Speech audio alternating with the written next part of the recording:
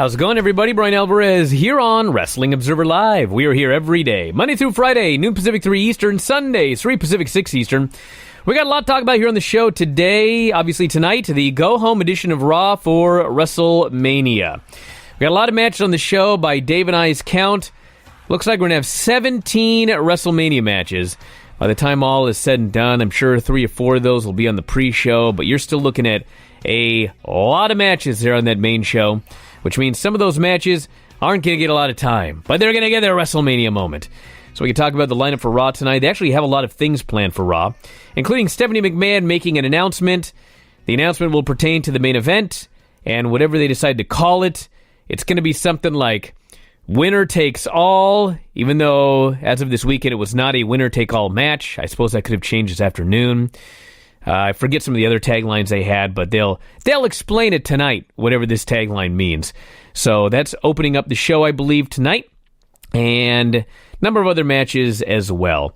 We've also got a lineup for SmackDown. A lot of stuff happened this weekend if you want to talk about any of that.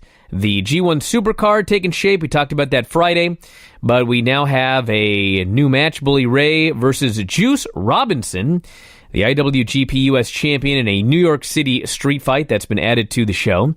And yes, we could talk about the John Oliver segment from last night on HBO that everyone's talking about here today. WWE has invited John Oliver to WrestleMania, and it appears that HBO is going to not sell this. So anyway, what did you think of this segment?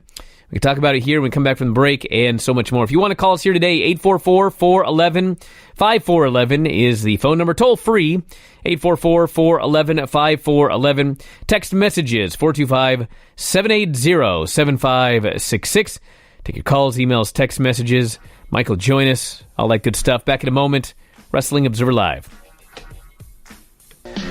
Back in the show, Bryan Alvarez here, Wrestling Observer Live. Mike Sempervive, also of WrestlingObserver.com. A lot to talk about here today. If you want to give us a call, 844-411-5411. Text messages, 425-780-7566. This from the front page of WrestlingObserver.com. Last week tonight covers WWE independent contractor status. As their biggest media week of the year began, WWE was again a subject on HBO's Last Week Tonight with John Oliver. WWE and Vince McMahon were the focus of the main segment on Sunday night's episode. 23-minute segment covered how wrestlers have been treated by WWE, them being classified as independent contractors instead of employees, and the benefits they don't receive because of that. Old clips of Bret Hart, Jesse Ventura, CM Punk, Vince, and Roddy Piper were shown in the episode. Segment ended with Oliver saying fans have a strong independent voice in WWE.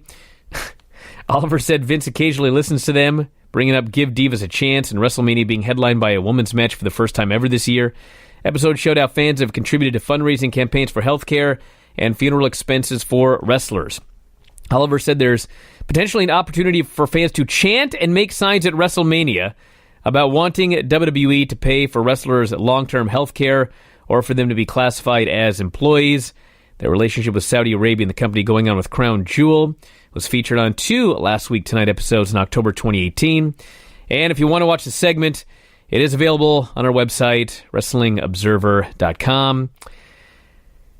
I don't even know where to begin. Do you want to begin, Mike, or should I begin?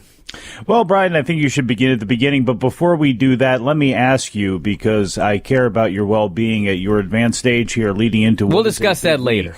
Oh, well, how are you? How are you I'm fine. Okay. I'm great. We'll discuss that later. Okay, now that I know that you're okay physically, mentally I'm okay. now... I'm here on the air, for crying out loud. Let us begin with John Oliver. Listen, everybody. I don't even know how to even talk about this, because there's into it. There's so many... The issue is an inability to hear what I'm saying from a lot of people. So I'm not going to worry about those people. I'm just going to tell you the story. If you don't like it, shut up and get out of here. I don't want to hear from you. Ooh. So, obviously, there were a lot of things on the deal last night that I agree with. Like, I think that wrestlers probably should be classified as employees and not independent contractors, okay? I believe that they have enough money. I'm sure they could set up some sort of pension for old wrestlers. I'm sure that they could do that. The thing that just kind of drove me crazy about this thing, And again, for the hard of hearing, I'm not saying I disagreed with anything, but the thing that kind of struck me was, have I stepped into a time machine? I feel like I've stepped into a time machine and I've gone back to like 2005. And I woke up and it's 2005 and I'm doing this radio show and this just aired and now everybody is like they're bringing up all of these points. I mean, it's 2019. Like, part of his argument that Vince treats the wrestlers poorly is a clip from Bret Hart in Wrestling with Shadows in 1997. That's 22 years ago. Like, yes, the stats that he had about wrestlers dying at a higher rate than NFL players and the average population, if it's 2005, absolutely positively, that is a legitimate statistic, okay? It's now 2019. When's the last time we had a drug death on WWE television? An active performer on WWE television. Like, go back from 1995 to 2001, and you can almost go weekly. Not only somebody dying that was in the business, but like that was a performer on the show you just watched. It was ridiculous. I mean, today, yeah, there are still guys that die.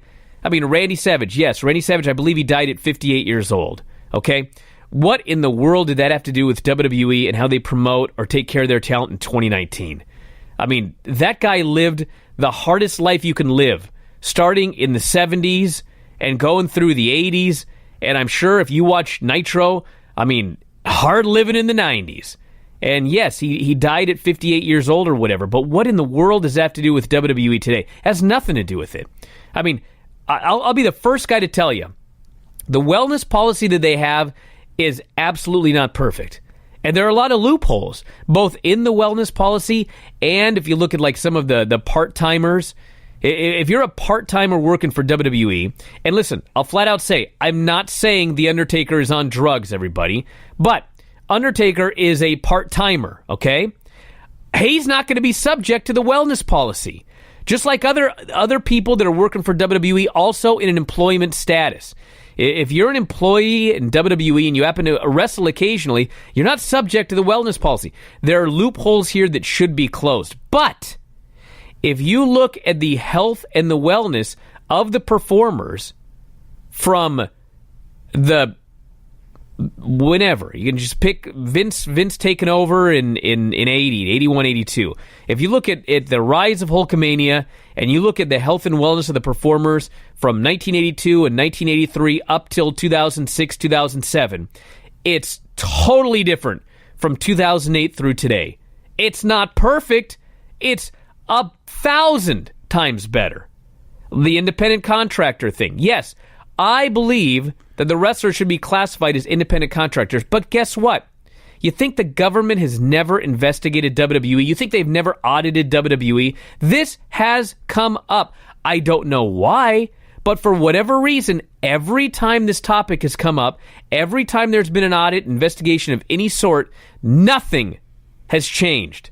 So, yeah, I can sit here and read off a list from the IRS website of the difference between an independent contractor and an employee. And when you hear that, you will also think they should all be employees. But guess what? Every time they remain able to classify the wrestlers as independent contractors. However they manage to do it, I have absolutely no idea. But they do it. So this is another thing from like a decade ago. Like, we've gone over this a million times, and nothing ever changes. I mean, I can go through more of this, but if you'd like to address any of this, you're welcome to.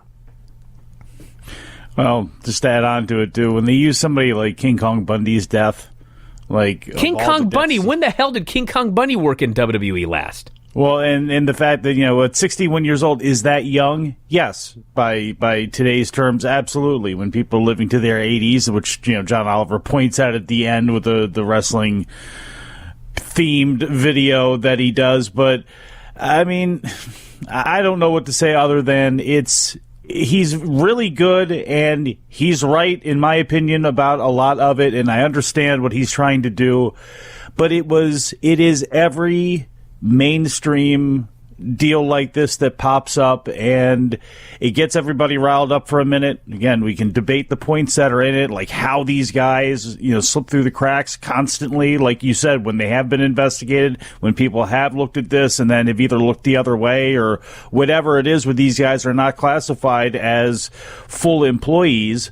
I agree with all of that stuff, but like at the end of the day, I'm not going to get too excited about it, because again, this is every single type of deal that pops up either every WrestleMania cycle or every a couple of years, or when something happens. Like, these shows pop up and there's a big hollow balloon, they blow away. So again, it was very well done. There are points that we raise and talk about every day on the show, or have the opportunity to talk about every day on the show. So I'm not putting that much thought into it. I'm not getting that angry about it. Well, here's what I'm going to do here. So I already got some bizarre text messages.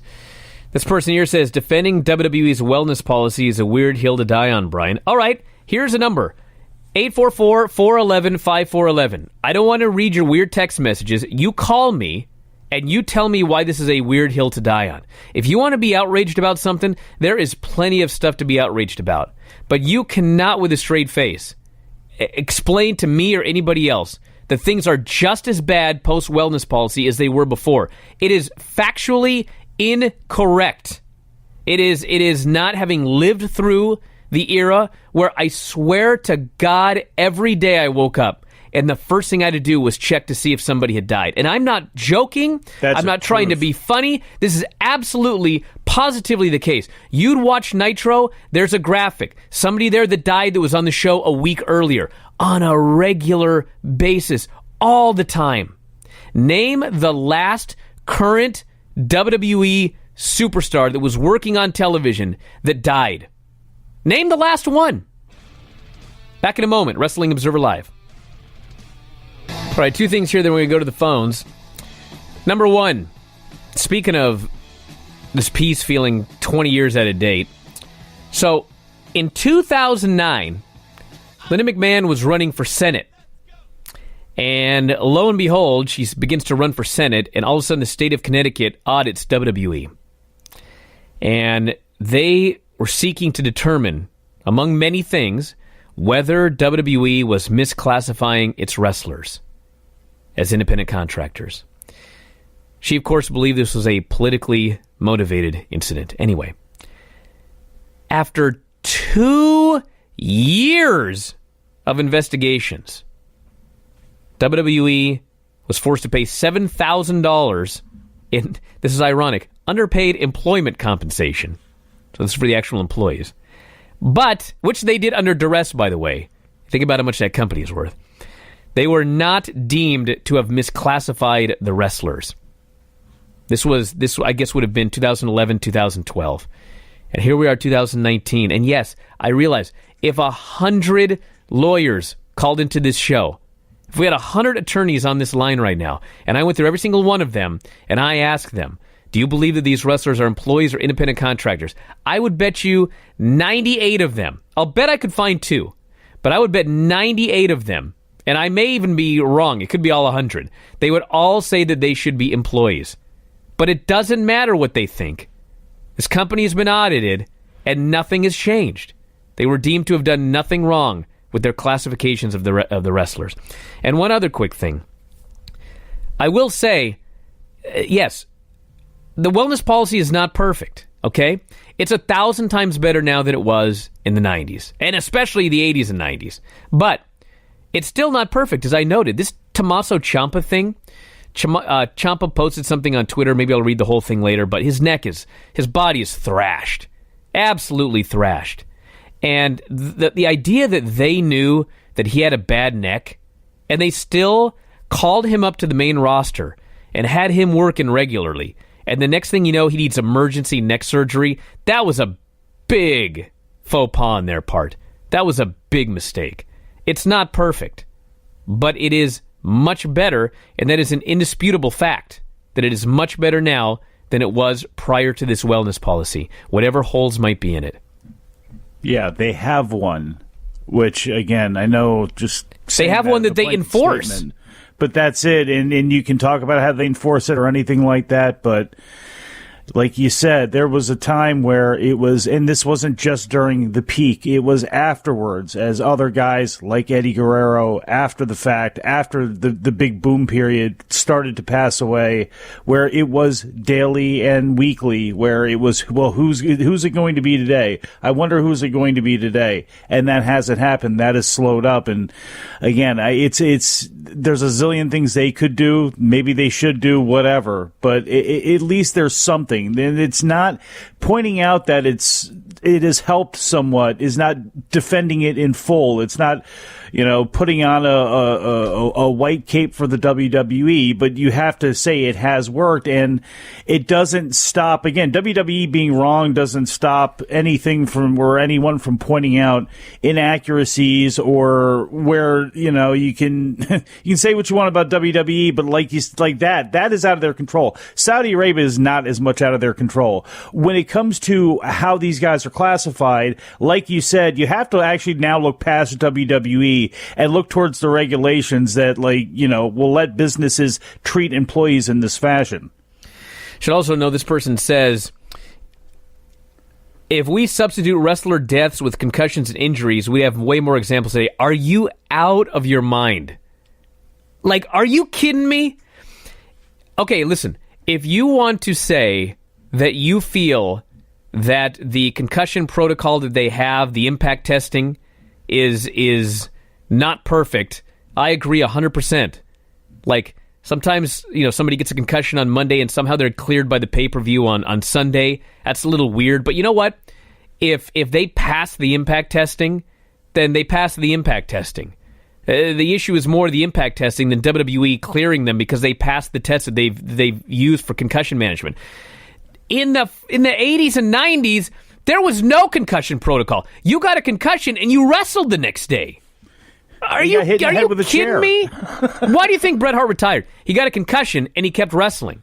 And he got a concussion and he kept wrestling. Then he had a match with Terry Funk where he got 10 concussions in one match and he kept wrestling. How many concussions do you think Mick Foley got in that Royal Rumble match? Did he take any time off? He's back wrestling the next day. There was zero concussion management. Kurt Angle got a concussion in a match with Triple H. Nowadays, he'd be out of there.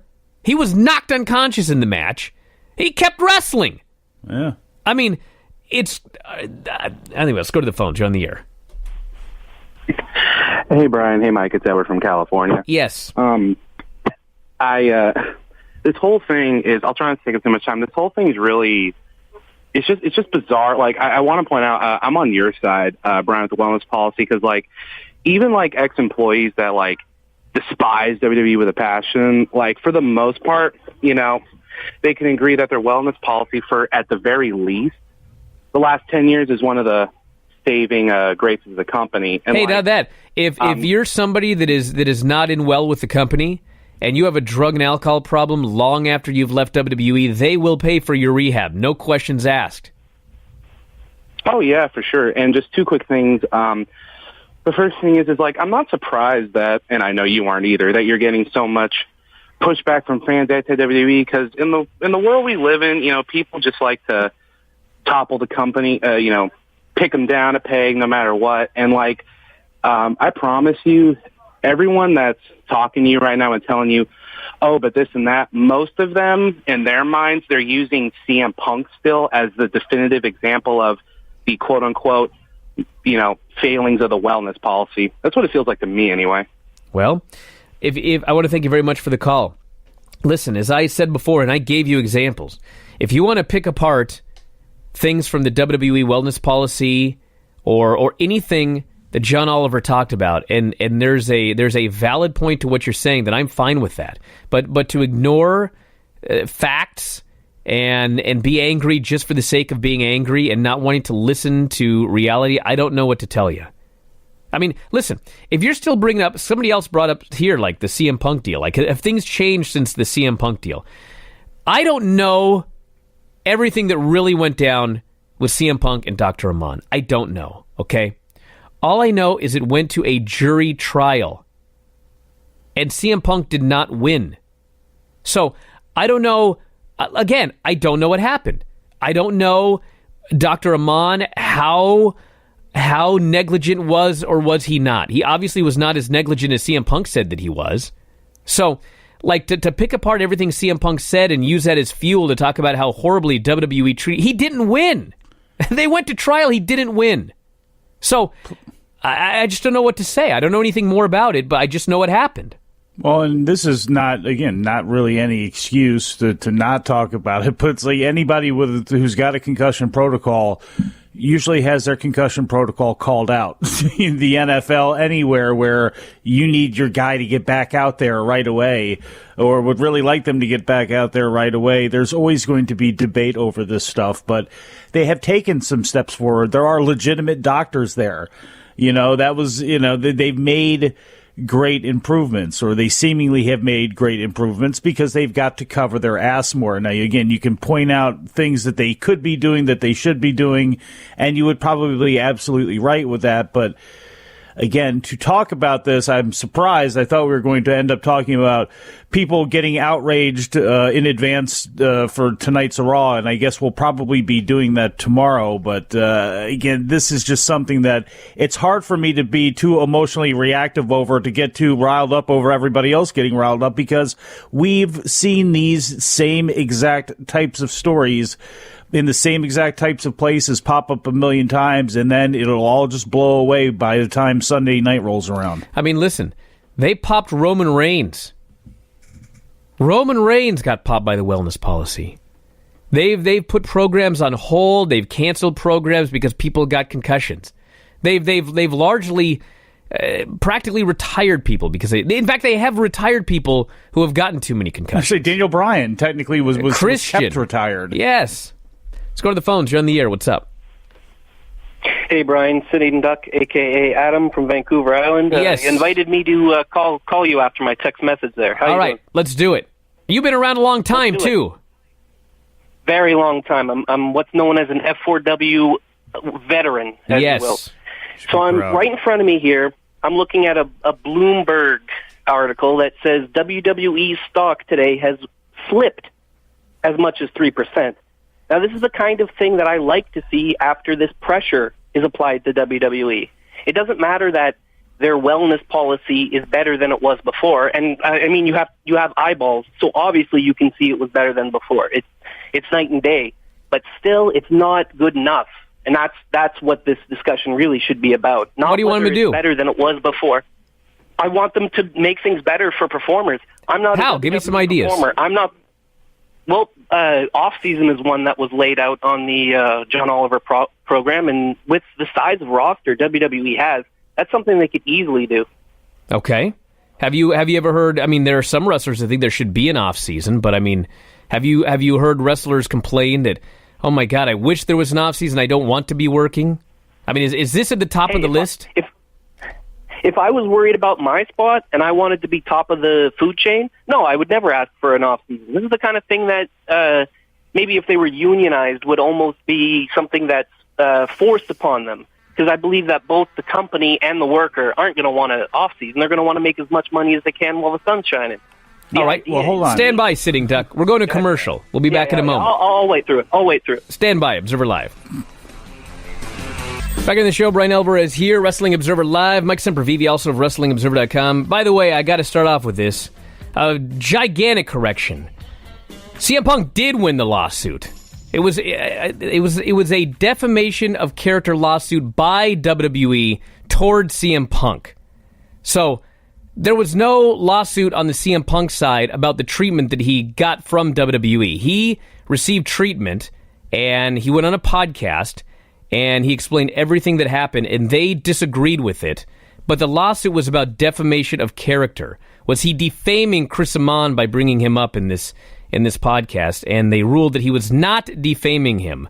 So it was not a lawsuit involving him suing them over care or anything like that.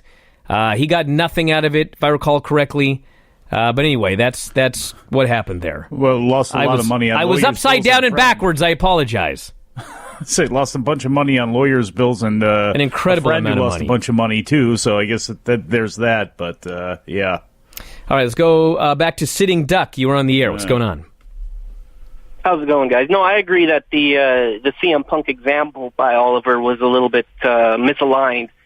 But back to what I was saying, I really feel like what we are talking about here is a union for professional wrestling. And I feel like it's almost overdue now with the rise of AEW. You see organizations like MLW popping up, New Japan wanting to work more in the United States. I feel like just the rise of pro wrestling we're seeing right now, I feel like it's prime time for the need for a union. These workers need representation, and they often have to represent themselves when it comes to these negotiations. And that's fraught with issues, to say the least. Duck, I'm not disagreeing that I think these guys need to. I don't know if a union would be the right thing, but I think they definitely need to collectively bargain, and I think they could do so if, say, you wanted to get, some of these guys and their Hollywood agents got other guys into the mix, and you had to come at it with some sort of force and organization against multiple parties. Okay, I'm not disagreeing with that, but you throw up there very quickly into one of your arguments as well, it's because I think they should unionize. And there's a lot of people who go, yeah, and there's a lot of wrestlers who will go, yeah. But here we are in 2019, and it feels as though it's just as far as ever from not happening. And one of the reasons why is because, like you said, people don't want to lose their spot. So if you force them to do this or that, if the wrestlers don't want it and can't work together, how's it going to happen? What's your idea for getting the wrestlers to work together if after all of this stuff, they still haven't done it? See, that's what needs to be answered when it comes to unions. Not that I'm against it, not that I'm not for them doing it, but somebody needs to answer that, and they need to answer that, frankly. I should mention, we're going to go back to the phones in a minute. If you want to give us a call, 844. I thought he was still there. No, 411. He wants to call back with an answer to that, and that's the biggest thing. We got to move on. But I know, but that's a big. Go ahead. Go ahead. No, it's your show. Well, go ahead. No, it just when it comes right. to anybody bringing up the union argument, it's a fair one. It is a good one to have, but you need to now come with it with how can you get the wrestlers, not how it's going to work and what you can do against the WWE. It's how you can actually find something that is a binding force for these guys to come together and try to figure that out. Until you do that, you can't really bring up a union and make it and really have any legitimacy to your argument unless you have something to go with that. I hate union talk.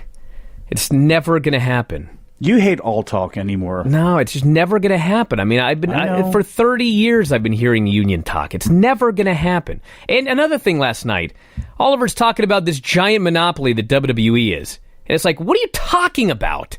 It's not 2003. Dude, these guys are begging to get out of this company so they can go somewhere else. Wow. That's like the big story of 2019 and 2020 is how many people want opportunities elsewhere because there's so much money to be made elsewhere now. It's hardly a monopoly. It's the biggest, but it's not a monopoly. Punk suffered a concussion, quit the company, and did a podcast with Colt Cabana, tore apart the company, one of the doctors. Doctor was very upset about what had been said, and Cabana was asked to take down the podcast, and he alleges Punk told him not to take it down, and if anything happened, he had his back. The doctor filed suit, lengthy court battle over defamation of character, and they went over all of the different things that happened and ran up bills for Punk and Cabana to 6 figures, dragged on for 2 years, and in the end, Punk and Cabana defended themselves. It was not defamation of character. That's what was ruled in this deal, but none of their legal bills were recouped. They were out all of that money, and then Cabana filed suit against Punk, claiming that Punk had promised to pay his bills, reneged, and I believe that one may still be going on. I'd have to double check, but long story short, it was not a lawsuit. It was not a lawsuit by Punk over his treatment by WWE. Let's go to the phones. You're on the air. What's up? Hey, Bryan, this is Bruce in Huntsville. Yes, Bruce. I just wanted to be Sean O'Hare for a minute and play devil's advocate on a couple of points. I can't wait. First, one of the points I was going to bring up is, can we trust the WWE if they decide to do insurances and medical screening? Can we trust them to get it right? Because we've heard from, namely CM Punk, about how poorly he was handled and misdiagnosed. But then there's also the case of Dr. Maroon, if you recall. Baron Corbin got in a lot of trouble backstage for explaining to the head of medical personnel how concussions work. So can we trust them to do the right things by the wrestlers in the form of insurances whenever... well, hold on one second. Hold on. Let me go back to the concussion deal, okay? So the impact test, there is they do an initial test when you don't have a concussion to figure out what your baseline is. They ask you some questions and do whatever. And later, if you get your bell rung, they do the same test, and if you do poorly on it, they presume that you have a concussion, okay? So, obviously, the way to get around the test is to go in there and kind of be a little bit stupid on the baseline. And therefore, if you get a concussion, if you sincerely try to answer the questions, you may have a concussion and still be able to pass because you faked your baseline, basically, all right? So, that's on impact testing. That's not on WWE. That is the protocol they chose to use. Now, maybe there's a better one out there. I don't even know. I don't even know what they use. And I mean, do they use impact testing in the NFL? What do they use in the NFL? I have no idea. Basically, it's what it is, yeah. I mean, and there's a lot of things that they do. Sure. And the other thing with insurance, I mean, we've talked about this on the show before. Every WWE superstar, including everybody in NXT, they all have insurance through WWE. Does it cover your families? Do you continue to be insured after you leave WWE? I mean, no. But if you're wrestling for WWE and you get injured, that's all taken care of. It's not like you don't have any insurance. It's not like the 80s where, I mean, you got hurt and you paid for it out of your own pocket. You didn't get paid at all while you were gone. You get hurt in WWE. If I'm on WWE tonight and I bite my tongue off doing some goofy spot, okay, they're paying for the surgery to put my tongue back on, and I will be paid the entire time that I'm out recovering. I'm not going to get paid what I would be paid if I were working every day, but I'm going to be paid while I'm out, and then when I'm ready to come back, I'll come back. So this they painted it that it's just this terrible place where the wrestlers aren't insured, and I mean, blah, blah, blah. Yeah, do I think they have enough money to set up some sort of pension for... Yes, of course they do. They're rolling in money. They're I forget what the valuation was, like $5 to $7 billion in valuation for this company. I mean, yeah, they could do something, and they should do something, but they haven't. Well, and by the way, the stock's back to normal right now. I was going to say, I was just to Sitting Duck, unfortunately for him, 86.74 at this second right now, which is actually up from the previous close. This person says, another point I was going to make was Lloyd's of London, an insurance company famous for insuring body parts and other odd things, refusing to insure wrestlers. Yeah, they're refusing to insure wrestlers because the wrestlers screwed them repeatedly. You defrauded them. They were defrauded. It had nothing to do with WWF. It was the wrestlers defrauding Lloyd's of London. That's why they're not being covered. You can get insurance. It was a work then. Everything was we're coming out. You of know how many age. people screwed Lloyd's of London? A lot. And it was not WWE. What else do we have here? What will be worse? John Cena costing Cena the match or John Oliver costing Kurt Angle the match? Hey, they invited him to WrestleMania. I don't think he's going. John Oliver can toss out Colin Jost. That's not going to happen. Bert says, I found it interesting that Oliver didn't even mention Chris Benoit. He might actually be the last active WWE superstar to die. They were doing well, but lost all credibility. Oh, I'm not going to say what they said about Roman Reigns. I hope they didn't actually say that. But yes, the Chris Benoit thing. I mean, how do you not mention that, number one? I mean, that is a serious deal. But that Benoit thing, that's why, that and Eddie Guerrero is why we have a wellness policy. I mean, that's why. It's all because of those two things. I'm trying to remember. So when Eddie Guerrero died, this is all off the top of my head, so I apologize if I'm wrong, but the Eddie Guerrero thing happened, and they did a half-ass wellness policy. And then Benoit killed himself and his family, and it was no longer half-ass after that. I mean, you could say it's half-ass now, but I'm talking in WWE terms. I mean, they actually did a serious wellness policy after Benoit. And again, you can complain about what they do with that wellness policy. There are loopholes, but it was because of Benoit that we have what we have today. Let's go to the phones. You're on the air. What's up? This is Jim from Virginia. Yes, Jim. I've heard a rumor that at WrestleMania that we may see the startup of a 4 horsewomen from NXT and WWE feud. Have you heard anything about that? I don't think that's happening, Jim. I think the WrestleMania main event is all about Becky and Charlotte and the end of Ronda, and I don't think they're going to water it down with a bunch of other stuff. But do you think it's any time after that they would start that up? They could. They need a bunch of stuff for after WrestleMania.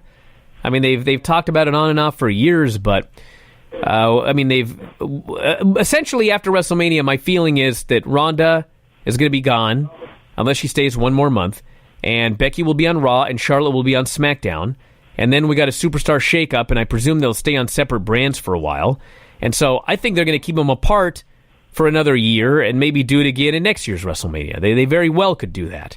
But in the meantime, they're going to need a lot of things. There's going to be brand versus brand at WrestleMania, but I don't think that Charlotte and Becky are going to be around each other to be members of a WWE version of the 4 Horsewomen. So I don't think it's happening, but anything is possible.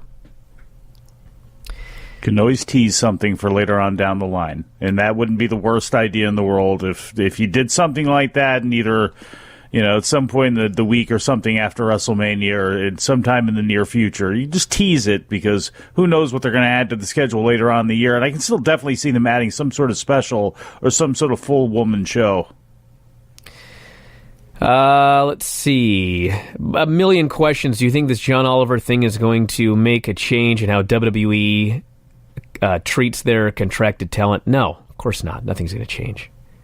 Yeah, they'll make that decision to change things as they fly to Saudi Arabia. They're not changing a damn thing. Yeah. John Oliver sounds salty about something, this says. I don't know what, but he won't take WWE up on their invitation to him. Hey, he mentioned he liked wrestling. You should go to WrestleMania. It's a fun show. Back in a moment. Observer Live. All right, this person here says, "Hi, am super excited for Raw tonight. I'll be there live for my birthday. I get to see my favorites, Brock Lesnar and Becky Lynch." Well, here's what's coming up on Raw, and listen carefully, everybody. Uh-oh. Stephanie McMahon to make an announcement regarding the WrestleMania main event tonight. Can WrestleMania's main event superstars coexist against the Riot Squad 6-person tag? Batista returns to Raw. Beth Phoenix returns to action in an 8-woman tag team match. Brock Lesnar comes to Raw to extinguish Seth Rollins' fire. Can Aleister and Ricochet convert their recent success into a Raw tag team title reign? Are the Boss and Hug Connection facing impossible odds at WrestleMania? And will Roman Reigns attain retribution against Drew McIntyre before WrestleMania? Notice anything? What's that? Zero mention of Rey Mysterio versus Kurt Angle. Oh. I told you last week I thought this match wasn't going to take place. It looks like it may have been pulled. Quietly pulled. So there you go. Plans change. Yep, and Rey Mysterio Andrade tomorrow. So if they don't do it tonight, they're not doing that Rey Mysterio angle. And they shouldn't. No. Especially after that John Oliver thing. For the love of God, do not put Kurt Angle in the ring tonight. I mean, just... And I want 5 seconds at Mania max. See, just the fact that Kurt Angle is in the ring says... You point out things, I guess, about the wellness policy and part-timers and such, now, can't you? Well, I'm sure they got to clear him. I know. It's just this guy. I mean, again, Kurt Angle is one of the best. I'm glad he's lasted as long as he has. He's a special person. He should have been done 10 years ago, or damn near it. I'm sorry. And this person finally says, do you see any chance about this happening on Raw tonight? No. I'll tell you tomorrow if I'm wrong. I want to thank you for listening, everybody. We're out of time. We'll talk more about this later on tonight with Dave Meltzer. I want to thank Mike, as always, callers and listeners. Everybody in the studio. Talk to you again next time. Wrestling Observer Live.